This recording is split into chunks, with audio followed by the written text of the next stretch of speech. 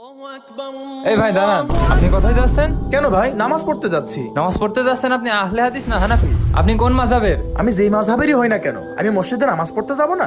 না না, দেখতে পারছেন না এখানে স্পষ্ট ভাবে লেখা আছে আহলে হাদিস জামে মসজিদ। এখানে আহলে হাদিস আর অন্য মাযহাবের নামাজ পড়া নিষেধ।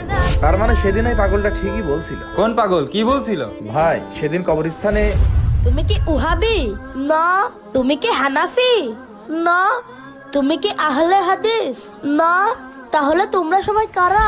আমরা সবাই মুসলমান, এখানে আমাদের কোনো দল নেই। এই পাগল, তুই ওখানে কি করছিস?